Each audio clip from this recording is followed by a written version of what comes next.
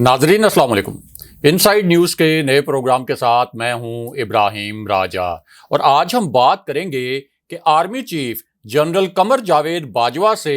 क्या नया और बदतरीन धोखा किया गया है। इस धोखे के बाद फौज को क्या हंगामी एक्शन लेना पड़ा। इंपोर्टेड हुकूमत की एक खातून और एक मर्द वजीर के खिलाफ किस किस्म की कार्रवाई की गई है। जनरल फैज हमीद के मुतल्लिक एक नई और बड़ी खबर क्या है और DG ISPR general Babar Iftikhar से क्या अहम तरीन सवाल पूछा गया है। हमारे जिन दोस्तों ने अब तक हमारे चैनल को सब्सक्राइब नहीं किया उनसे हम कहेंगे कि हमारे चैनल को सब्सक्राइब कर लें ताकि उन्हें अहम मालूमात बर वक्त मिलती रहें। अब वापस आते हैं आज के मौजू पर, यानी जनरल बाजवा से क्या नया और बदतरीन धोखा किया गया है और दो वुज़रा के खिलाफ क्या बड़ी और अहम कार्रवाई की गई। सबसे पहले आपको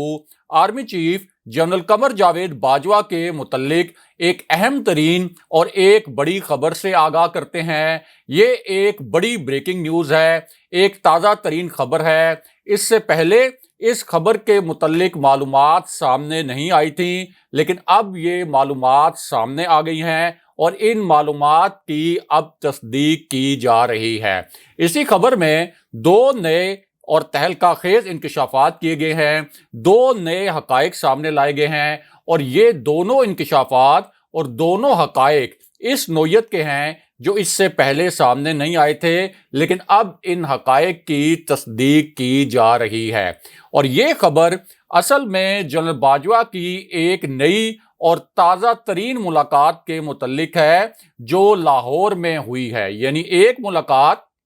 इससे पहले army chief general Qamar Javed Bajwa की रावलपिंडी में हुई थी। उस मुलाकात की कुछ तस्वीर भी सामने आई थी। उसी मुलाकात से दो बहुत अहम नोयत की खबरें भी सामने आई थी। लेकिन ये जो नई मुलाकात हुई है इसके मुतल्लिक बताया गया है कि ये मुलाकात असल में लाहौर में हुई और इस नई मुलाकात की 3 नई तस्वीर भी मंजरे आम पर आई हैं और इन तस्वीर में army chief general Qamar Javed Bajwa को देखा जा सकता है और जाहिर है कि ये असली तस्वीर हैं, कोई जाली तस्वीर नहीं, या ऐसा नहीं है कि किसी ने जनरल बाजवा की तस्वीर को एडिट किया हो और उनको असली जाहिर किया हो। अब इस नई मुलाकात में army chief general Qamar Javed Bajwa के साथ चंद लोग शरीक थे और ये एक इंतहाई अहम नोयत की मुलाकात थी। इसकी टाइमिंग भी बहुत अहम थी, बहुत ही हसास नोयत की मुलाकात इसको करार दिया जा रहा है और ये मुलाकात जाहिर है कि रावलपिंडी में होने वाली मुलाकात से अलग थी। अब इतलात के मुताबिक इस मुलाकात में army chief general Qamar Javed Bajwa से मौजूदा पेचीदा सियासी सूरत हाल के मुतल्लिक 4 अहम तरीन सवालात किए गए और जनरल बाजवा ने इन चारों अहम तरीन सवालात के बड़े अहम नोयत के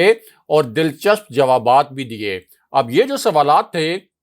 ये इमरान खान साहब के मुतल्लिक भी थे, ये सवालात इमरान खान साहब के धरने के मुतल्लिक भी थे। इसी तरह इन्हीं सवालात का ताल्लुक अगले इलेक्शन से भी था और इन सवालात का ताल्लुक इस वक्त शहबाज शरीफ की जो इंपोर्टेड हुकूमत इस मुल्क पर मुसल्लत की गई है इस हुकूमत से भी था। अब इस मुलाकात के असल में 2 हिस्से थे। एक हिस्सा ऐसा था जिसमें army chief general Qamar Javed Bajwa ने खुद बातचीत की, जबकि दूसरे हिस्से में जनरल बाजवा से बहुत अहम नोयत के सवालात किए गए। यानी एक इंटरएक्टिव सेशन था और ये एक नया इंटरएक्टिव सेशन था जिसकी नई तस्वीर भी सामने आई हैं। अब यहाँ इतलात के मुताबिक army chief general Qamar Javed Bajwa से पहला सवाल इमरान खान साहब के इस्लामाबाद मार्च और धरने के मुतल्लिक किया गया और इस सवाल का बैकग्राउंड ये था कि इमरान खान साहब ने अब ऐलान कर दिया है कि वो 20 मई के बाद इस्लामाबाद मार्च की कॉल देंगे। ये लॉन्ग मार्च इस्लामाबाद में आएगा और खान साहब ये इशारा भी दे चुके हैं कि ये मार्च इस्लामाबाद के रेड जोन में जाएगा, यानी डी चौक में ये मार्च जाएगा जहां पार्लियामेंट भी है, प्राइम मिनिस्टर हाउस है, वज़ीर आज़म ऑफिस है, दफ्तर खारजा है, सुप्रीम कोर्ट है और इसी तरह दीगर हसास इमारतें भी मौजूद हैं। और खान साहब یہ بھی کہہ چکے ہیں کہ اس کے بعد ایک دھرنا دیا جائے گا اور یہ دھرنا اس وقت تک ختم نہیں ہوگا جب تک الیکشن کی اناؤنسمنٹ نہیں ہوتی۔ تو اس سوال کا جو پس منظر تھا وہ خان صاحب کا یہ سٹیٹمنٹ تھا۔ اس کے بعد army chief general Qamar Javed Bajwa سے دوسرا سوال الیکشن کے متعلق کیا گیا اور ان سے یہ پوچھا گیا کہ اگلا الیکشن کب ہوگا، اور اس سوال کا بہت ہی اہم بیک گراؤنڈ یہ تھا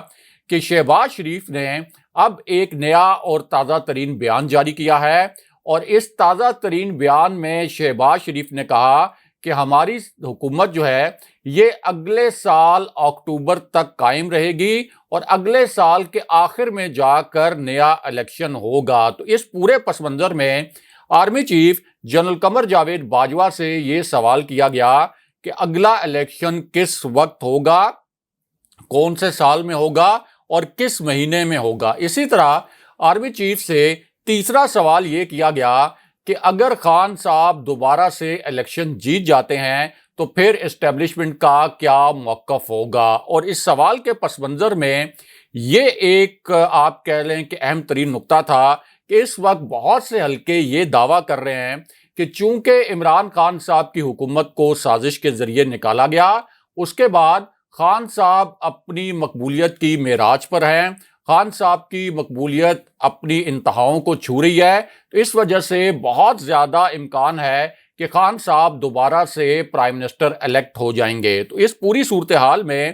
کچھ حلقے یہ دعویٰ کر رہے ہیں کہ چونکہ خان صاحب کو سازش کے ذریعے نکالا گیا تھا، اس لیے خان صاحب کو دوبارہ نہیں آنے دیا جائے گا،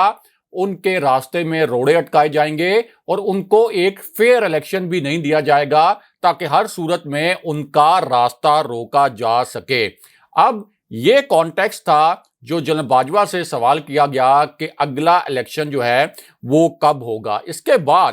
چوتھا سوال یہ کیا گیا کہ عمران خان صاحب کی حکومت گرنے سے پہلے آپ کے عمران خان صاحب سے کس قسم کے تعلقات تھے، اور اس وقت آپ کے عمران خان صاحب سے کیسے تعلقات ہیں، اور کیا آپ کے اب بھی عمران خان صاحب سے کوئی رابطے وغیرہ ہوتے ہیں۔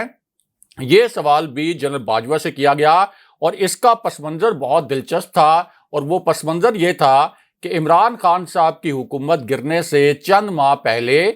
بشرا بی بی صاحبہ کو اور عمران خان صاحب کو آرمی ہاؤس میں دعوت دی گئی تھی، جہاں army chief general Qamar Javed Bajwa اور ان کی فیملی نے عمران خان صاحب اور ان کی اہلیہ کو ہوسٹ کیا تھا، ان کی میزبانی کی تھی، دونوں فیملیز نے اکٹھے ٹائم بھی سپینڈ کیا تھا اور کھانا بھی کھایا تھا۔ اس کانٹیکسٹ میں یہ سوال کیا گیا کہ پہلے تو آپ کے بہت زبردست بہت اچھے تعلقات تھے، اب آپ کے خان صاحب کے ساتھ کس قسم کے تعلقات ہیں، اور اطلاعات کے مطابق یہاں موجود چند لوگوں نے army chief general Qamar Javed Bajwa کو یہ مشورہ بھی دیا کہ آپ کو ایکسٹینشن لینی چاہیے۔ اب جنرل باجوہ نے ان چاروں سوالات کے جوابات دیے، یہ مختصر جوابات تھے، لیکن بہرحال جنرل باجوہ کی جانب سے اطلاعات کے مطابق ان سوالات کے جوابات دیے گئے، اور اطلاعات کے مطابق جنرل باجوہ نے ان سوالات کے جوابات میں کہا کہ کسی بھی قسم کا سیاسی مارچ ہو، یہ سیاسی جماعتوں اور پارلیمنٹ کا معاملہ ہے۔ یعنی عمران خان صاحب کے لانگ مارچ کے حوالے سے جو سوال کیا گیا، اس کے جواب میں جنرل باجوہ نے کہا کہ کسی بھی قسم کا سیاسی مارچ ہو، یہ سیاسی جماعتوں کا معاملہ ہے اور پارلیمان کا معاملہ ہے۔ اس کے بعد جنرل باجوہ نے جو الیکشن کے متعلق سوال کیا گیا تھا اس کا جواب دیتے ہوئے کہا کہ الیکشن جو بھی جیتے، جو بھی سیاسی جماعت الیکشن میں کامیاب ہو، فوج ایک ادارے کے طور پر منتخب حکومت کے ساتھ کام کرتی ہے۔ اطلاعات کے مطابق جنرل باجوہ نے یہ جواب دیا۔ اس کے بعد جو سوال تھا کہ اگلا الیکشن کب ہوگا، اس سال ہوگا یا اگلے سال اکتوبر کے بعد ہوگا، تو اس سوال کا جواب دیتے ہوئے آرمی چیف نے کہا کہ الیکشن کا فیصلہ فوج نے نہیں کرنا، بلکہ الیکشن کا فیصلہ پارلیمان نے کرنا ہوتا ہے، الیکشن کمیشن نے کرنا ہوتا ہے اور دیگر آئینی اداروں نے کرنا ہوتا ہے۔ ہمارا فیصلہ یہی ہے کہ ہم سیکیورٹی کے معاملات پر فوکس رکھیں گے اور سیاست سے ہمارا کسی قسم کا کوئی تعلق نہیں۔ یہ جنرل باجوہ نے یہاں پر اطلاعات کے مطابق جوابات دیے، لیکن یہاں D G I S P R general Babar Iftikhar کے متعلق ایک بڑی خبر بہت اہم اور بھی ہے، کیونکہ اب D G I S P R general Babar Iftikhar سے ایک نیا سوال پوچھا گیا ہے، اور اس سوال میں جنرل بابر افتخار کو باضابطہ طور پر ٹیگ کیا جا رہا ہے، کیونکہ جنرل بابر افتخار نے ایک بیان دیا تھا جس کے دو حصے تھے، اور اسی بیان کے متعلق اب D G I S P R سے ایک سوال کیا جا رہا ہے۔ ایک تو D G I S P R نے اپنی پریس کانفرنس میں یہ کہا تھا کہ امریکہ کا جو دھمکی آمیز مراسلہ تھا یہ پاکستان کے اندرونی معاملات میں کھلی مداخلت تو تھی، لیکن سازش کے ثبوت نہیں ملے۔ اس کے بعد ان کی پریس کانفرنس کے اسی بیان کا دوسرا حصہ یہ تھا کہ جب یہ حکومت آئی تو اس سے اسٹاک ایکسچینج بہتر ہوئی اور ڈالر کا ریٹ بھی کم ہوا، اور یہ ایک طرح سے معاشی استحکام کا اشارہ بھی ہو سکتا ہے۔ لیکن اب ہوا کیا؟ ہوا یہ کہ اس امپورٹڈ حکومت کے صرف ایک ماہ کے اندر اندر ڈالر 176 روپے سے 188 روپے پر پہنچ گیا، چینی 85 روپے سے 110 روپے پر پہنچ گئی، گھی 20 روپے فی کلو مہنگا ہو گیا، آٹا 400 روپے مہنگا ہو گیا، چاول 300 روپے مہنگے ہو گئے، اسی طرح جو چکن ہے یہ 300 سے 550 روپے فی کلو تک پہنچ گیا، اور سٹاک مارکیٹ بھی اب بیٹھنا شروع ہو گئی ہے۔ تو اس پر اب D G I S P R کو ٹیگ کر کے یہ سوال پوچھا گیا شیریں مزاری کی جانب سے اور دیگر عام لوگوں کی جانب سے کہ اب تو آپ بتائیں کہ کیا معیشت اوپر گئی ہے اس امپورٹڈ حکومت کے آنے کے بعد، اور کیا مہنگائی کم ہوئی ہے۔ اسی طرح شیریں مزاری نے ٹیگ کر کے D G I S P R سے یہ سوال بھی کیا کہ اب تو امریکی ماہرین بھی کہہ رہے ہیں کہ عمران خان کو امریکہ نے نکالا کیونکہ عمران خان ایک آزاد خارجہ پالیسی بنا رہے تھے، تو اب یہاں آپ کا کیا موقف ہے، یہ D G I S P R سے سوال کیا گیا ہے۔ لیکن یہاں دو جنرلز کے نئے اور تہلکہ خیز قسم کے بیانات بھی سامنے آئے ہیں، اور یہ جو بیانات ہیں ان بیانات نے اس وقت سوشل میڈیا پر تہلکہ مچا دیا ہے۔ سوشل میڈیا پر ان جنرلز کے بیانات بہت زیادہ ڈسکس ہو رہے ہیں، اور یہاں تک کہ اب جو مین سٹریم میڈیا ہے وہاں بھی ان بیانات کی گونج سنائی دے رہی ہے، کیونکہ ان میں سے ایک جنرل نے یہ کہا کہ غلط کو غلط کھل کر کہیں، کیونکہ تاریخ ٹکرانے والوں کی لکھی جاتی ہے، تاریخ ان لوگوں کو یاد رکھتی ہے جو کہ حق پر کھڑے ہو کر ٹکرا جاتے ہیں، تلوے چاٹنے والوں کو تاریخ کبھی معاف نہیں کرتی۔ یہ ان جنرل کا بیان تھا۔ اس کے بعد ان کا کہنا تھا کہ میری سمجھ سے باہر ہے کہ مریم نواز فوج کو مسلسل گالیاں دے رہی ہیں، لیکن اس کے باوجود فوجی قیادت ان کی زبان بندی نہیں کر رہی، یعنی جنرل فیض حمید کو انہوں نے سر عام ان کے لیے بڑے نازیبا قسم کے الفاظ استعمال کیے اور ان کے اوپر بڑے سنگین الزامات لگائے، لیکن فوجی قیادت کیوں خاموش ہے۔ اس کے بعد انہوں نے یہ بھی کہا کہ اب ہماری قیادت کو، یعنی فوج کی قیادت کو، عوام کی نبض پر ہاتھ رکھنا ہوگا، کیونکہ یہ جو عوام کا سونامی عمران خان صاحب کے ساتھ نکلا ہے یہ کسی بھی صورت رکنے والا نہیں، اور یہ بیان دیا ہے جنرل فیصل مشتاق نے۔ بہرحال اب بات کرتے ہیں کہ army chief general Qamar Javed Bajwa سے کیا بدترین دھوکہ کیا گیا، اور اس کے بعد فوج کو کیا ایکشن لینا پڑا، اور مختصراً آپ کو یہ بھی بتاتے ہیں کہ ایک انتہائی اہم غیر سیاسی شخصیت نے خان صاحب کو کیا نیا اور تازہ ترین پیغام پہنچایا ہے۔ یہ ایک بہت اہم خبر ہے، کیونکہ خان صاحب کو اب ایک نیا اور تازہ ترین پیغام ایک غیر سیاسی، ایک بہت اہم شخصیت کے ذریعے پہنچایا گیا ہے، اور یہ ایک ایسی غیر سیاسی شخصیت ہے جو کہ اس سے پہلے بھی اسلام آباد اور راولپنڈی کے درمیان 3 انتہائی نازک مواقع پر بہت ہی کلیدی نوعیت کی پیغام رسانی کر چکی ہے۔ اب خان صاحب کو بنی گالہ میں اس غیر سیاسی شخصیت نے جو پیغام پہنچایا گیا اس کے اندر اصل میں 2 بڑے اہم، بڑے دلچسپ قسم کے آپشنز بھی تھے، اور یہ دونوں آپشنز ایسے تھے کہ خان صاحب کے علاوہ اگر کوئی بھی اور لیڈر ہوتا تو ان میں سے کم ایک آپشن کو ضرور مان لیتا، لیکن خان صاحب نے ان آپشنز کا کیا جواب دیا وہ بھی آپ کو بتاتے ہیں، اور ان آپشنز کے متعلق بھی مختصراً آپ کو آگاہ کرتے ہیں۔ ایک تو خان صاحب کو جو پیغام دیا گیا وہ یہ تھا کہ آپ جس طرح سے جلسے کر رہے ہیں آپ کی مرضی ہے، آپ جلسے ضرور کریں، مختلف شہروں میں جلسے آپ نے شروع کر رکھے ہیں، یہ کنٹینیوٹی آپ جاری رکھنا چاہتے ہیں تو جاری رکھیں، لیکن لانگ مارچ کو اور دھرنے کو آپ تاخیر کا شکار کر دیں۔ یعنی یہ کہا کہ لانگ مارچ کو تاخیر کا شکار کر دیں، دھرنے کو تاخیر کا شکار کر دیں۔ اس کے بعد دوسرا پیغام یہ دیا گیا کہ آپ اس وقت جو مزاحمت کی پالیسی اپنائے ہوئے ہیں اس کے بجائے آپ مفاہمت کی پالیسی پر غور کریں، تو ہو سکتا ہے کہ الیکشن اکتوبر میں ہو جائے، یعنی 2022 اکتوبر میں ہو سکتا ہے کہ الیکشن ہو جائے اگر آپ ہمارے ان آپشنز پر غور کریں۔ لیکن خان صاحب نے کیا جواب دیا؟ خان صاحب کا جواب یہ تھا کہ ایک تو ہر صورت میں وہ لانگ مارچ کریں گے، لانگ مارچ سے پیچھے نہیں ہٹیں گے، اور دوسرا ان کا جواب یہ تھا کہ ہر صورت میں تحریک انصاف دھرنا بھی دے گی، اور یہ دھرنا اس وقت تک چلے گا جب تک الیکشن اناؤنس نہیں کر دیا جاتا۔ یہ خان صاحب نے اب ایک جوابی پیغام بھجوایا ہے۔ بہرحال اب بات کرتے ہیں کہ army chief general Qamar Javed Bajwa سے کیا نیا اور بدترین قسم کا دھوکہ کیا گیا ہے اور فوج کے ایکشن کی کہانی کیا ہے۔ تو معاملہ یہ ہے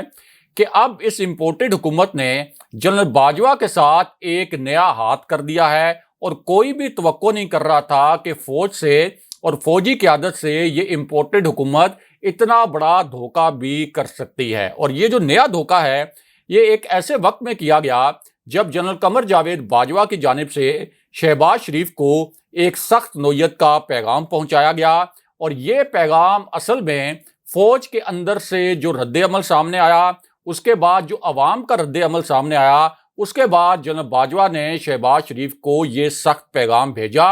کیونکہ ایک فوج مخالف شخصیت جو کہ فوج کے خلاف بدترین سازش میں ملوث تھی، تاریخ کی بدترین سازش میں ملوث تھی، پہلے اس کو وزیر بنانے کی کوشش کی گئی، یعنی ڈان لیگز کے مرکزی کردار طارق فاطمی کو فوج نے انٹروین کیا اور طارق فاطمی کی وزارت جو ہے اس کو روکا گیا۔ اس کے بعد محسن داوڑ جنہوں نے یہ نعرے لگوائے تھے کہ یہ جو دہشت گردی ہے اس کے پیچھے وردی ہے، ان کا نام ECL سے نکالنے کی کوشش کی گئی، پھر عوامی رد عمل آیا، فوج کے اندر سے رد عمل آیا، جس کی وجہ سے محسن داوڑ کا نام پھر ECL سے نہیں نکالا گیا۔ اس کے بعد جاوید لطیف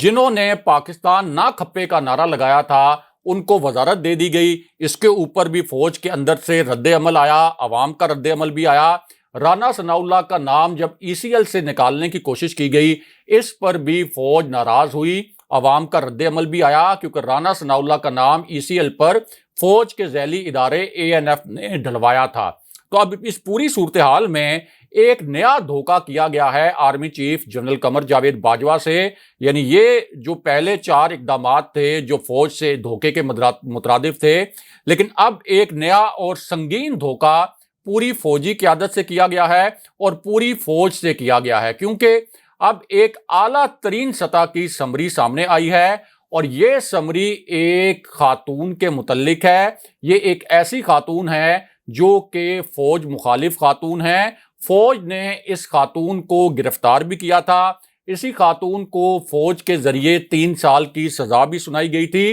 اور یہ ایک ایسی خاتون ہے جنہوں نے اسلام آباد میں بھارتی ہائی کمشنر کو خط لکھ کر یہ کہا تھا کہ فوج کے خلاف ہماری اور الطاف حسین کی مدد کی جائے، یعنی نسرین جلیل۔ اور اب شہباز شریف کی امپورٹڈ حکومت نے صدر کو باضابطہ طور پر سمری بھجوا دی ہے کہ نسرین جلیل کو گورنر بنایا جائے، گورنر سندھ بنایا جائے۔ یہ سمری اس وقت لیک ہو گئی ہے اور اس پر بہت بڑا طوفان بھی آیا ہے، اور تحریک انصاف اور جنرلز نے اس پر بڑا سخت رد عمل بھی دیا ہے، کیونکہ ایک جنرل نے کہا ہے کہ کراچی کو بھارتی ایجنٹوں کے حوالے کرنا نامنظور ہے، اور دوسری جانب تحریک انصاف نے کہا گیا ہے، تحریک انصاف کی جانب سے، کہ امریکہ میں تیار کی گئی سازش سے اب ہندوستان کی مداخلت کے راستے بھی کھل گئے ہیں، لیکن ہم اس مداخلت کا راستہ ہر صورت میں روکیں گے۔ لیکن یہاں ایک اور وزیر کے خلاف بھی کارروائی شروع کی گئی ہے، اور یہ ایک ایسا وزیر ہے